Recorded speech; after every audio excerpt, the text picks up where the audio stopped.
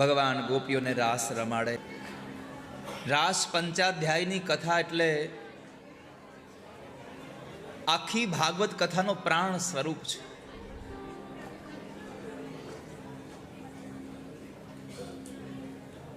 ગોપીઓની ઈચ્છાઓને સંતોષવા માટે ઠાકોરજી એક અદ્ભુત લીલા કરે છે. જેટલી ગોપીઓ છે એટલા સ્વરૂપ ઠાકોરજીએ ધારણ કર્યા છે. બધી જ ગોપી સાથે એક એક કૃષ્ણ રમે છે. ખૂબ ધ્યાનથી સાંભળજો વાલા વૈષ્ણવો.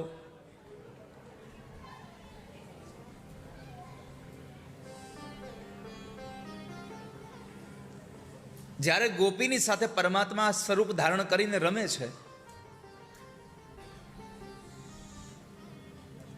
તો ભગવાને એક લીલા સાથે એ કરી કે જે ગોપી સાથે રમે એને પોતાની સાથે રહેલો કૃષ્ણ દેખાય. બીજી ગોપીઓ ખાલી માત્ર દેખાય છે પણ કૃષ્ણ દેખાતા નથી. ભગવાને આ લીલા એટલે કરી હતી કે ગોપીઓને સંતોષ મળે, એને આનંદ પ્રાપ્ત થાય.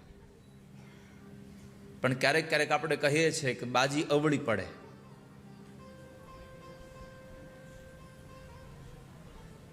અહીંયા એ જ ઘટના ઘટી કે પરમાત્માએ બધી ગોપીઓને આનંદ પ્રદાન કરવા માટે ભગવાને રૂપ ધારણ કર્યા. પણ ગોપીઓના મનમાં જરા એમ થયું કે હું કેટલી ભાગ્યશાળી છું કે કૃષ્ણ બધાઈને છોડી અને મારી સાથે રમ્યા છે. ગોપીઓના મનની અંદર જરા થોડો અંતો અહંકાર આવ્યો, બધી જ ગોપીઓને, એકને નહીં. કારણ કે પોતાની સાથેના કૃષ્ણ દેખાતા હતા, બાકી બધી જ ગોપીઓ દેખાતી હતી. એટલે પોતાની અંદર આવેલો અહંકાર, અને આ અહંકાર શેનો હતો? સૌભાગ્યનો હતો. તાસાં તદ સૌભગમદં વીક્ષમાનં ચ કેશવ રસમાય પ્રસાદાય તત્રૈવાંતર્ધીયત. તાસામ તદ સૌભાગમદમ. હું કેટલી ભાગ્યશાળી છું, પોતાના સૌભાગ્યનો અહંકાર આવ્યો.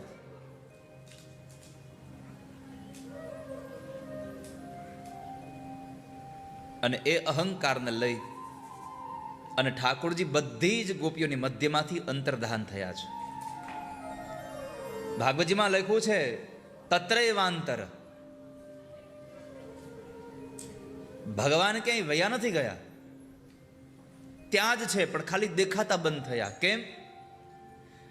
જ્યારે જ્યારે આપણી આંખોમાં આપણને અહંકારનો જ્યારે કચરો પડે છે ને ત્યારે ત્યારે બધું દેખાતું બંધ થઈ જાય છે. તાસામ તદ સૌભગમદમ.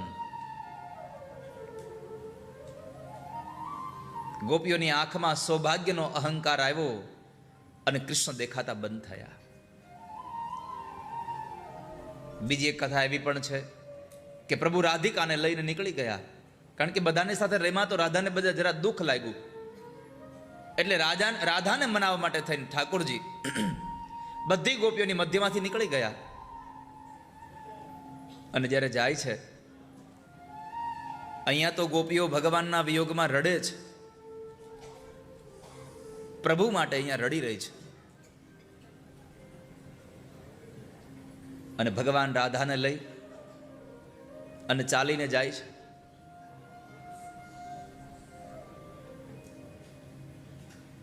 જ્યારે પરમાત્માને લઈને જાય તો થોડે દૂર ગયા તો રાધાજી થાકી ગયા.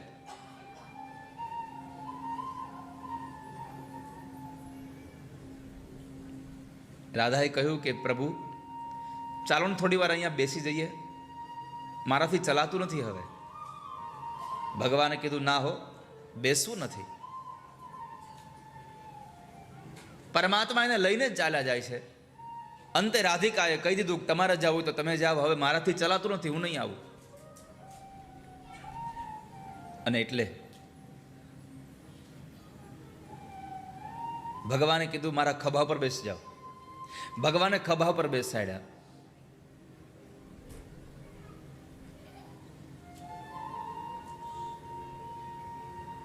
ભગવાનને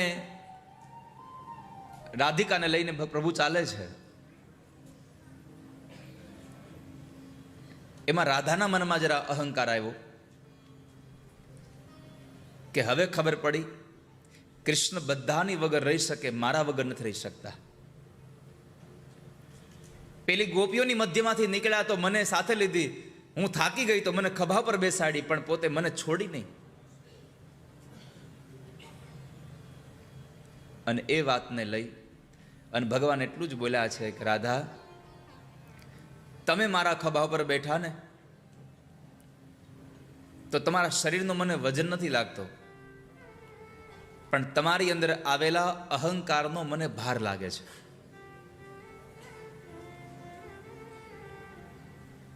પ્રભુને અહંકારનો ભાર લાગ્યો. અને ભગવાને શું કર્યું? એક વૃક્ષની ડાળી આવીને રાધાજી આમ બે હાથથી પકડીને દૂર કરવા ગયા, નીચેથી ઠાકોરજી અંતર્ધાન થઈ ગયા. પ્રભુ જતા રહ્યા, રાધાજી લટકી ગયા. આ રાસલીલાની સૌથી પહેલી કથાનો આપણને સંદેશો એ આપ્યો છે વાલા વૈષ્ણવો, કે ભગવાનને અંતરમાં વાલી રાધા, અને એ રાધાને જો અહંકાર આવે તો એને વૃક્ષની ડાળીએ લટકાવીને વયા જતા હોય તો વિચાર કરજો, આપણને અહંકાર આવશે તો ઠાકોરજી નહીં રહે આપણી સાથે, ક્યારે જતા રહેશે. પ્રભુ જતા રહ્યા. રાધિકા પણ રડે છે, ગોપીઓ પણ રડે છે.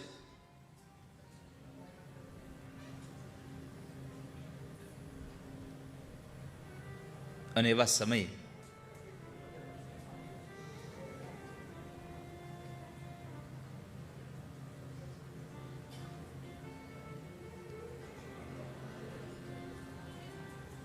પરમાત્માને શોધવા નીકળેલી બધી જ એ ગોપીઓ જંગલમાં ખૂબ રોતા રોતા ભગવાનને અવાજ કર્યા કરે છે, કૃષ્ણ આવી જાવ ને.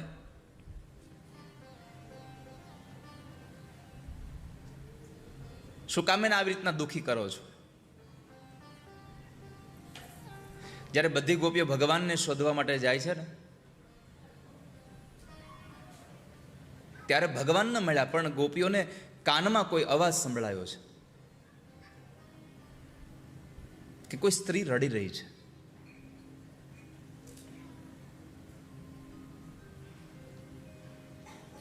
જે દિશામાંથી અવાજ આવતો હતો દિશામાં જાય છે. જઈને જુએ છે તો રાધાજી છે. રાધાને નીચે ઉતાર્યા.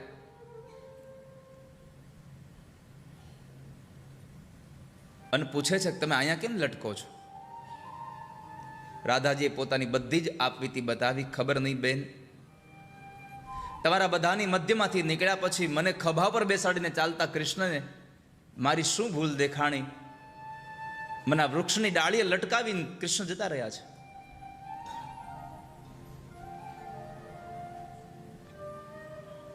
પ્રભુને ગોતવા માટે થઈને એ સ્ત્રીઓ અડધી રાતે જંગલમાં ફરે છે. આંખમાંથી અશ્રુની ધારાઓ વહે છે. અને આમ પણ કબીર મહારાજે લખ્યું છે કે રોયા વગર ભગવાન મળશે નહીં કોઈ દિવસ તમને. કબીર હસના દૂર કર, રોને સે કર પ્રીત,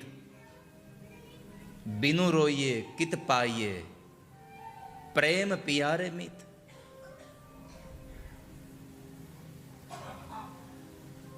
રોયા વગર ભગવાન ક્યાં મળવાના હતા?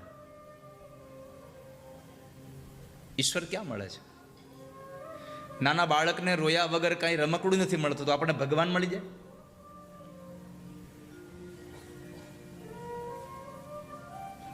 રોવું છે તો પરમાત્મા માટે.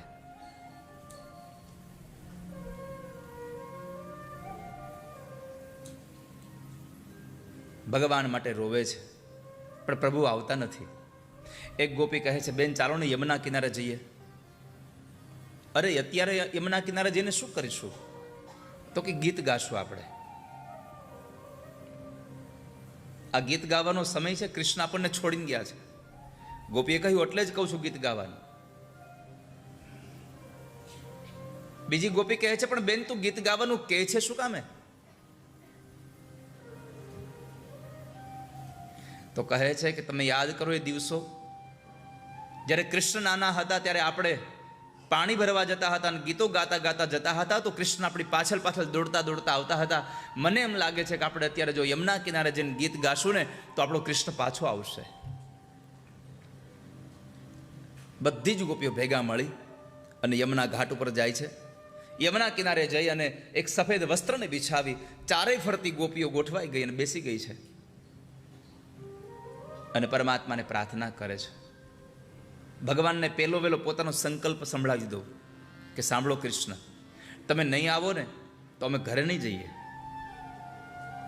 દિવસ ઉગી જાય, અમારા પતિને ખબર પડી જાય કે મારી સ્ત્રી, મારી પત્ની અડધી રાત્રે જંગલમાં ગઈ હતી, આ વાતને લઈ અને એ અમારો ત્યાગ કરી દેશે તો અમે જીવન જીવી લેશું, પણ તમે ત્યાગ કરો તો અમારાથી જીવન ન જીવાય. માટે પ્રભુ આપ પાછા આવી જાઓ. 19 ગોપીઓ ભેગા મળી અને એક ગીત ગાય છે, જેને ભાગવતમાં ગોપી ગીત કહ્યું છે. એક વ્યક્તિ એક ગોપી પોતાના અંદર છુપેલો કૃષ્ણ પ્રત્યેનો પ્રેમ પ્રસ્તુત કરે છે. પરમાત્માને પોતાનો પ્રેમ ગાઈ રહ્યા છે. એક ગોપી ભગવાનને કહે છે, પ્રભુ તમારો જન્મ થયો એટલે અમારું વ્રજ અધિક મહિમા થઈ ગયું, અધિક સમૃદ્ધ થઈ ગયું. અમારું વ્રજ સમૃદ્ધ તો હતું જ પહેલેથી, પણ તમારા આવવાથી વધારે સમૃદ્ધ બન્યું.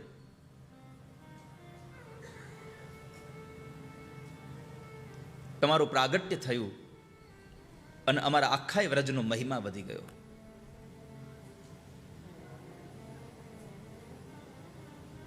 ગોપી ભગવાનને પ્રાર્થના કરે છે, જયતિ તેધિકમ જન્મના વ્રજ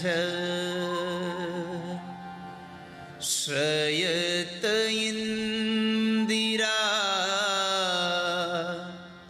શશ્વદત્રહી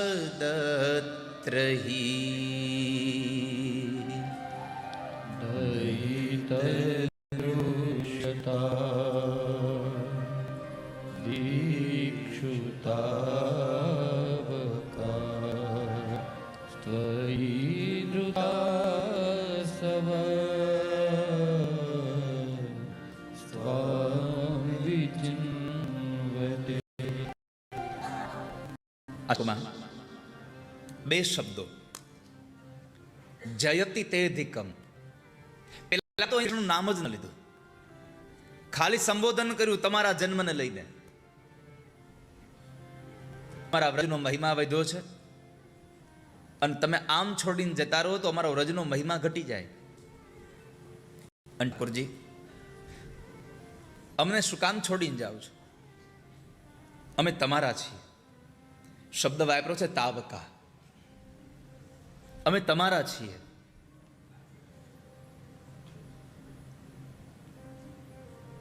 હે વ્રજના પ્રાણ સ્વરૂપ, હે પૂર્ણ પુરુષોત્તમ, આપ પાછા આવી જાઓ ને.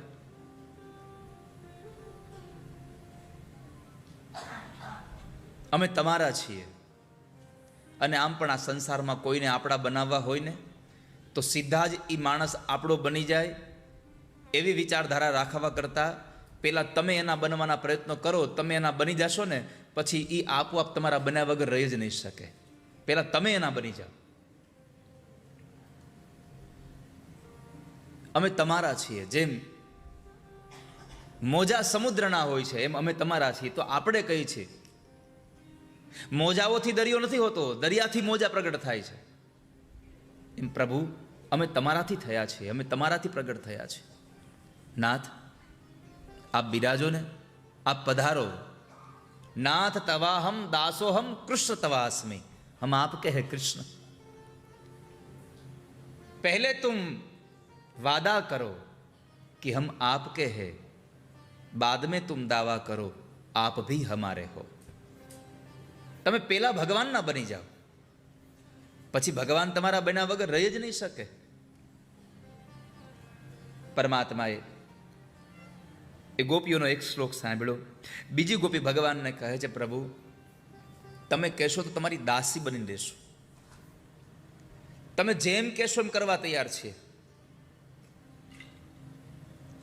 શરદુદાશયે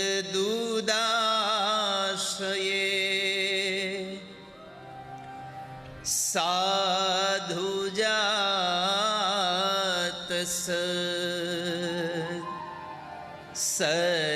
સરસિજોદર શ્રીમુષાદૃશા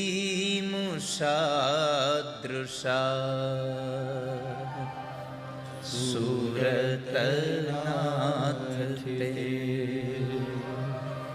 શુલ્કદાસિકા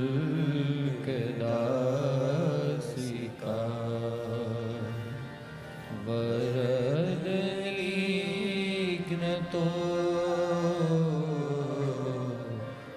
નેહ કિં વદ. પ્રભુ આમ જ મારવા હતા તો અમને જ્યાં ત્યાં બચાવવા શું કામ?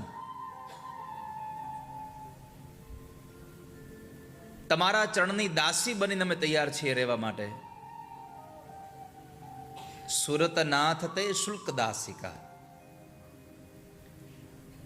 તમે કહેશો તો અમે દાસી બની જાઉં, તમે જેમ કહેશો એમ કરવા અમે તૈયાર છીએ. પણ આમ છોડીને ન જાઓ. તમારી આંખોના બાણથી અમને માર્યા છે તમે. અને મેં અગાઉ પણ કહ્યું કે કૃષ્ણ સંસારમાં કોઈને મારવા ઈચ્છે તો હાથમાં એને સુદર્શન લેવાની જરૂર છે જ નહીં, ખાલી નજર કરે તો આપણે મરી જઈએ. કૌરવોની એ અક્ષોહિણી સેનાઓનું એને આયુષ્ય કેવળ આમ નજર માત્રથી હેર્યું છે.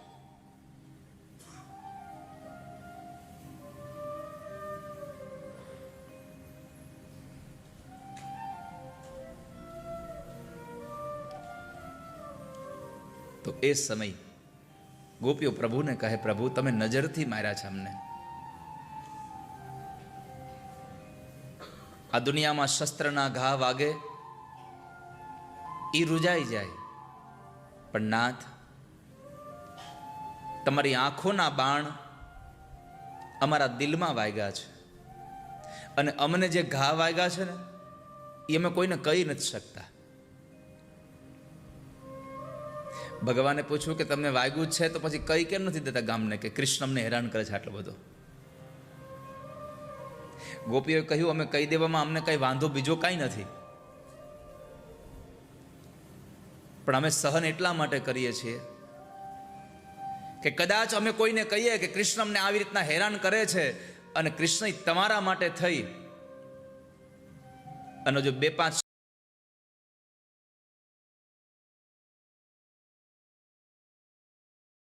આજ અમે છુપાવીને રાખ્યા છે, કારણ બદનામનું તું ન થાય એટલા માટે. કૃષ્ણ તમે બદનામ ન થાવ એટલા માટે અમે તમારા બધા જ જુલ્મોને સાચવીને રાખીએ છીએ, કોઈને કહેતા નથી.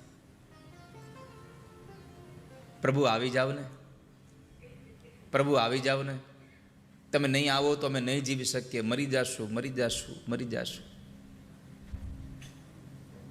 વારે વારે ગોપીઓ મરી જવાની વાત કરતા હતા તો ભગવાને પૂછી જ લીધું કે હજી મરી કેમ ન ગયા, હજી જીવો છો શું કામ? તમે મરી જવાની વાત કરો છો મારા વગર, તો હજી કેમ જીવો છો? કોઈ મરી તો ન ગયું, એકેય ન મર્યું, હજી શું કામ જીવો છો? આ વાત જ્યારે કરી ત્યારે એક ગોપી ભગવાનને જવાબ આપે છે, પ્રભુ અમે હજી જીવીએ છીએ એનું એકમાત્ર કારણ છે તવ કથામૃતમ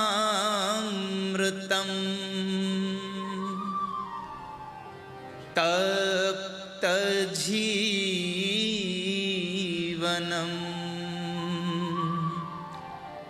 કવિભીરીડિતમ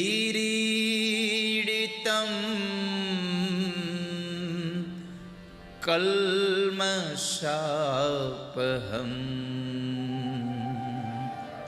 શ્રવણમંગલમ. નાથ શ્રીમદાતતમ ભૂવિ ગૃણન્તિ તે ભૂરિદા જના. પ્રભુ, તમારા વગર મરી જઈએ પણ હજી જીવીએ છીએ એનું એક કારણ એ છે કે તમારી કથા અમને જીવાડે છે. તવ કથામૃતમ તપ્ત જીવનમ. તમારી કથાથી અમે જીવી રહ્યા છે આજે. અને વાત સાચી છે વાલા વૈષ્ણવો. તમે કલ્પના કરો ખાલી કે આ દુનિયામાં બધું જ હોત પણ ખાલી ભગવાનની કથા ન હોત તો આપણી દશા શું થાત?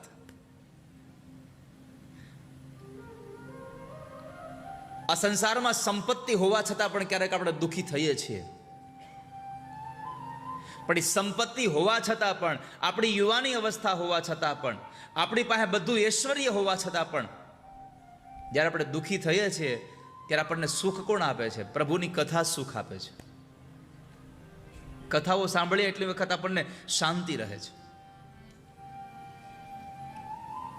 માટે પ્રભુ તમારી કથા છે એટલે અમને શાંતિ મળી, એટલે અમે જીવી રહ્યા છીએ. આ કથા આપણને જીવન જીવવાનો દોર બતાવી રહ્યું છે. વાસ્તવિક આ વર્તમાન સમયમાં બધાને કથા પ્રત્યે પ્રેમ હોય એવું ન હોય. ઘણાને બધાને આની ટીકા કરતા આવડતું હોય. આવી કથાઓ થતી હોય તો ઘણા બધા કહેતા હશે કે આવા ખોટા ખર્ચા શું કરતા હશે, અહીંયા બધો ટાઈમ વેસ્ટ શું કરતા હશે, 7-7 દિવસ 4-4 5-5 કલાક ટાઈમ વેસ્ટ કરે છે. પણ એને કાનમાં કહેજો કોઈ કે કથામાં બેસીને 4-5 કલાક અમે જે અહીંયા ટાઈમ અહીંયા વેસ્ટ નથી કર્યો, અહીંયા જે 5 કલાક બેઠા એ અમારો સમય અહીંયા ઇન્વેસ્ટ થયો છે. અને ઇન્વેસ્ટ કરેલું આજ નહીં તો કાલે તમને એનો બેનિફિટ આવ્યા વગર ન રહે. આજ નહીં તો કાલે કથાનો પ્રભાવ છે આ. એને ધ્યાનથી સાંભળો, એને જીવનમાં ઉતારો. જ ખાલી સાંભળવાની વાત નથી હો, એને તમારે જીવનમાં ઉતારવી પડશે.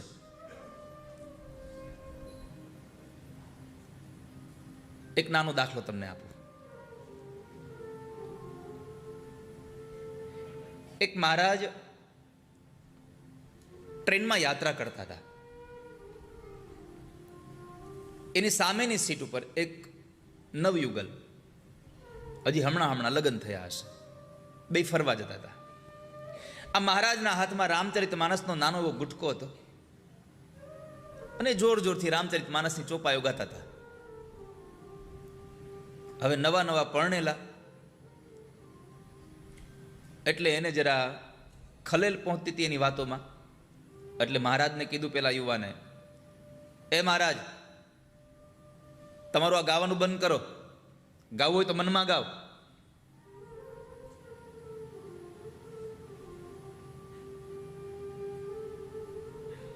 મહારાજ બંધ થઈ ગયા.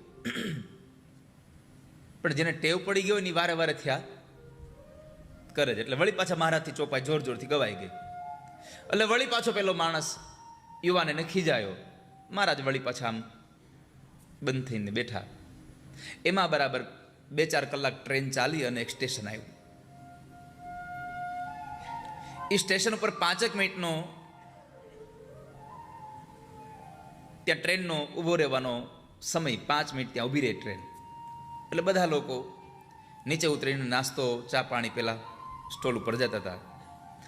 આ યુગલને પણ હજી આગળ જવાનું હતું, મહારાજને પણ આગળ જવાનું હતું.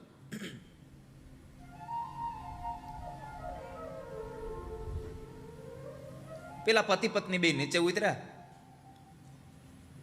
અને નીચે રેલવે સ્ટેશન ઉપર બંને જણા ચા પી રહ્યા છે, વાતો કરી રહ્યા છે. અને એ વાતો કરતા કરતા ધ્યાન રહ્યું નહીં અને ટ્રેન ઉપડી.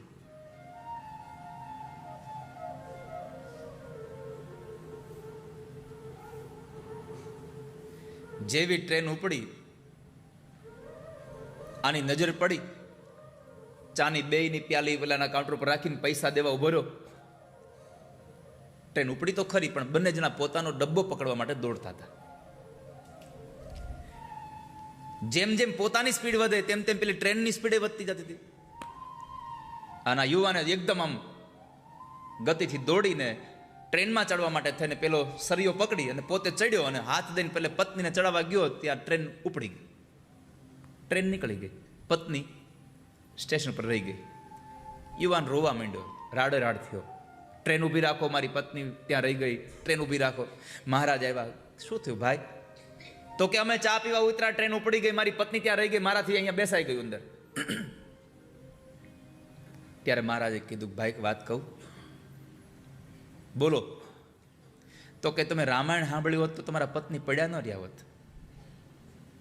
તમે રામચરિત માનસની ચોપાઈઓ સાંભળી હોત તો તમારા પત્ની આજે ટ્રેનમાં બેઠા હોત. કેમ?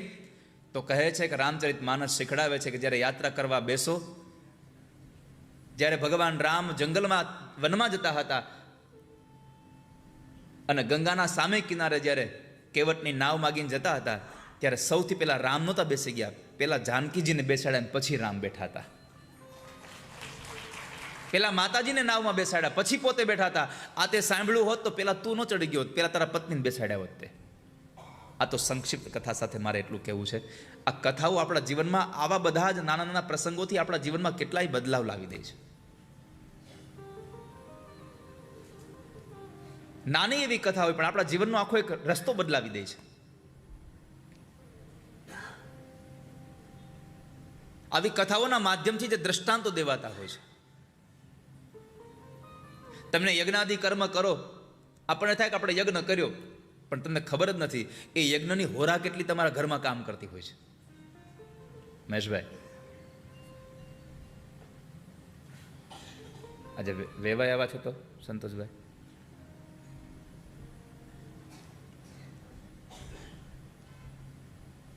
યજ્ઞની હોરા કેટલી કામ કરે.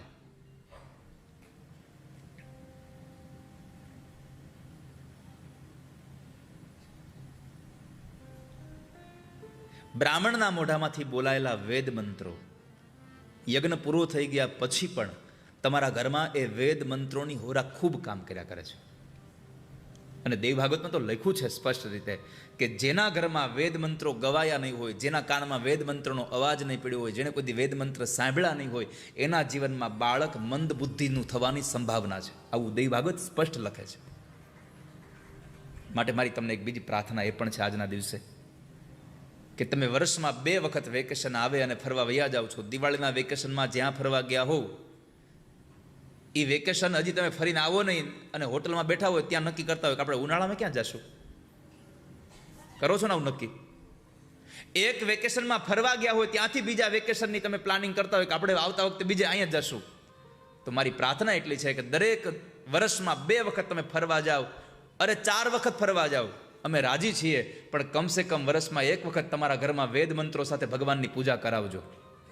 તમારા ઘરમાં વેદ મંત્રો ગવાવા જોઈએ, મહાપુરુષોની પધરામણી થવી જોઈએ, ઠાકોરજીની પૂજા અર્ચના થવી જોઈએ. ભલે તમે આખા ગામને ન બોલાવો તો કંઈ નહીં, 5 બ્રાહ્મણોને બોલાવીને તમારા ઘરના જ લોકો સાથે બેસીને પૂજા કરો, પણ તમારા ઘરમાં વેદ મંત્રો ગવાવા જોઈએ વર્ષમાં એકવાર. ઓછામાં ઓછી 1 વખત ભગવાનની પૂજા તમારા ઘરમાં થવી જોઈએ. આપણે 2 વખત ફરવા જવું છે. અમુકની ઘરે આપણે સત્યનારાયણ ભગવાનની કથાનું સાંભળીએ ને તો કે મારે તો કેટલા વર્ષ પહેલા કરી હતી, યાદ નથી મને. આ મંત્રોની તાકાત બહુ છે. આ કથા આપણને જીવાડે છે. તવ કથામૃતમ તપ્ત જીવન. હે નાથ, તમારી કથાથી અમે તૃપ્ત થયા છીએ. આ સંસારમાં કામ, ક્રોધ, લોભ, મદ, આ બધા જ પ્રકારના જે રિપુઓથી, આ બધા પ્રકારના જે રાક્ષસોથી જે ત્રસ્ત થયા છે, એ બધાને શાંત થવા માટેનો કોઈ સહેલો ઉપાય હોય તો પ્રભુની કથા છે. પ્રભુ તમે આવી જાઓ ને, તમારા વગર નહીં જીવી શકાય. આ તો ગોપીઓ હતી, એટલા માટે ગોપીઓએ કીધું તવ કથામૃતમ. કળિયુગની ગોપીને કીધું હોય તો તું કેમ જીવશો, તો એ તો એના અંદાજમાં જ કહી ને. થોડા દિવસ હોય બધું, જીતી હું તુમે દેખ કર ને મરતી હું. કોરોના થાય તો મળવાય ન આવે.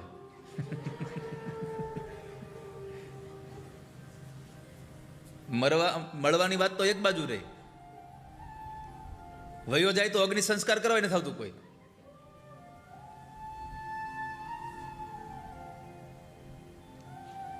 પ્રભુની કથા આપણને જીવાડી રહી છે. 19 ગોપીઓ આવા પરમાત્મા પ્રત્યેના પ્રેમને વ્યક્ત કરે, અને સંસારમાં લખ્યું છે પ્રેમની આગળ તો ઠાકોરજી હારી જાય છે.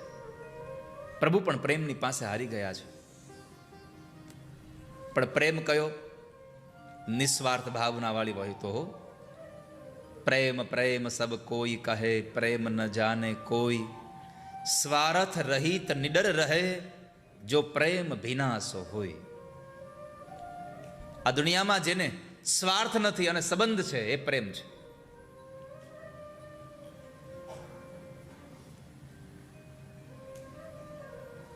પરમાત્માને ખૂબ પ્રાર્થના કરી તો ભગવાન ગોપીઓના મનમાંથી અહંકાર દૂર થયો, તો ઠાકોરજી આવી અને બધી ગોપીઓની મધ્યમાં બેઠા છે. પરમાત્માએ પૂછ્યું, ગોપીઓ શું ઈચ્છા તમારી? ભગવાને પૂછ્યું એટલે ગોપીએ પહેલી વાત એ કરી કે અમારી અધૂરો જે રાસ છે એ પૂરો કરાવો, અને બીજી ઈચ્છા એ છે કે આજ અમને છોડીને ગયા પણ હવે અમને છોડીને જશો નહીં. આજ તમારા વિયોગમાં હજી જીવીએ છીએ, કદાચ હવે જીવશું ને મરી જશું. પરમાત્માએ ગોપીઓની ઈચ્છા સંતોષી. એ કથા સુખદેવજી મહારાજ રાજા પરીક્ષિતને બતાવી. ગોપીઓને ભગવાનમય બની, ગોપીઓ સાથે પરમાત્મા રમ્યા છે, ગોપીઓ સાથે નથી રમ્યા. પરમાત્મા પરમાત્માની સાથે જ રમ્યા છે. નરસિંહ મહેતાના શબ્દો છે, ચિત્ત ચૈતન્ય તદરૂપ છે, બ્રહ્મ લટકા કરે બ્રહ્મની સામે. બ્રહ્મની સાથે બ્રહ્મ રમે છે. પરમાત્મા ગોપીઓ સાથે રમીને ગોપીઓની ઈચ્છા સંપન્ન કરી.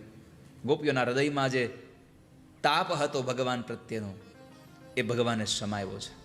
અને આમ પણ આ દુનિયામાં જેને વીછી કરડ્યો હોય એને જ ડંખ લાગ્યો એને ખબર હોય વેદના શું છે. બાજુમાં બેઠો હોય તો એમ જ કહેતો હોય હવે ઘડીક ધીરજ રાખને ભાઈ, પણ તને ન ખબર પડે. જેને ડંખ વાગ્યો એને જ ખબર પડે, જેને ઝેર ચડ્યું હોય એને ખબર પડે. એમ કનૈયા પ્રત્યેના પ્રેમનું જેને ઝેર ચડ્યું હોય એને ખબર પડે કે આ ઝેર કેટલું કામનું છે. તો પ્રભુ પ્રત્યેની ભાવનાઓ આ ગોપીઓની કથા આપણને બતાવે છે કે ગોપીઓ નિસ્વાર્થ ભાવ બનીને ભગવાન પાસે બેસી ગઈ તો ભગવાન નહીં આવવું પડ્યું. અને આ સંસારમાં પરમાત્મા એક જ વાક્ય કહે છે કે મને બતાવો તો ખરા કોઈએ બોલાવ્યો હોય ને હું આવ્યો ન હોઉં. એક સંસારમાં એક દાખલો બતાવો કે મને અંતરના ભાવથી બોલાવ્યો હોય ને હું આવ્યો ન હોઉં.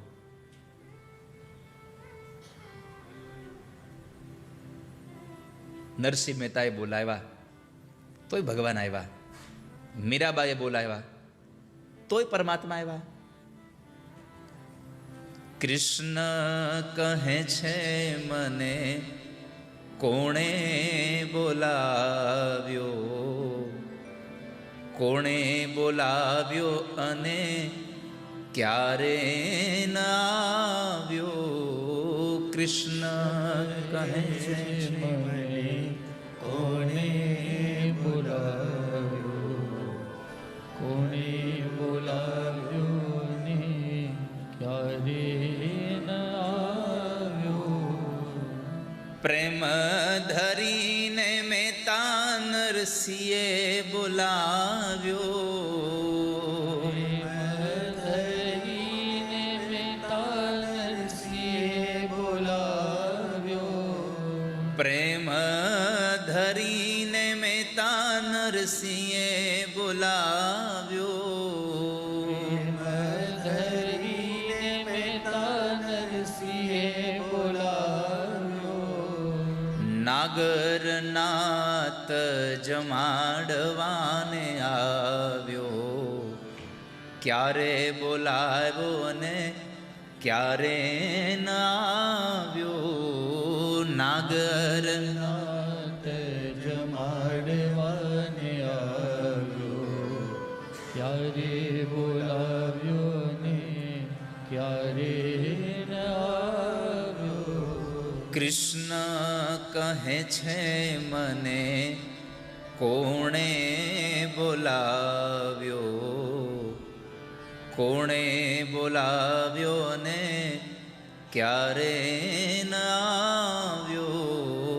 કૃષ્ણ કહે છે મને કોણે બોલાવ્યો. એક દાખલો તો બતાવો કે મને ભગવાને કોઈને બોલાવ્યા હોય, ભગવાનને બોલાવ્યા હોય અને આવ્યા ન હોય. ઘણી વખત તો ભગવાનને બોલાવાય નથી પડ્યા ને તોય આવી ગયા છે.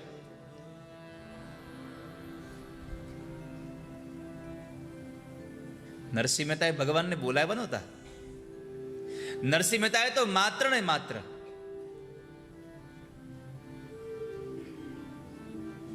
વૈષ્ણવજનની હાટડીમાં બેસીને ભગવાનનું ભજન ગાયું, પરમાત્માના ગીત ગાયા. અને પ્રભુ અહીંયા નરસિંહ મહેતાનું રૂપ લઈ અને આખી નાગરી નાતને ઠાકોરજી જમાડી ગયા. કે નરસૈયાનો પ્રેમ ભગવાનને ખેંચી લાવ્યો. શામળિયાના લગ્ન હતા અને વેવાએ કહ્યું હતું કે 1000 માણસની જાન હોય તો જ પરણાવા આવજો, નકર છોકરાને પરણાવા આવતા નહીં. હવે નરસિંહ મહેતાને આટલો વ્યવહાર લેવા ક્યાં જાવો? અને તમે બધા જાણો છો કે ભગવાનના ભક્ત થાય પછી કસોટીઓ બહુ આવે. ખુદા તારી કસોટીની પ્રથા સારી નથી હોતી, જે હોય છે સારા એની દશા સારી નથી હોતી.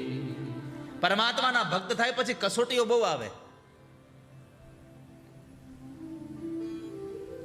ક્યાં સુધી પ્રભુ કસોટી કરે?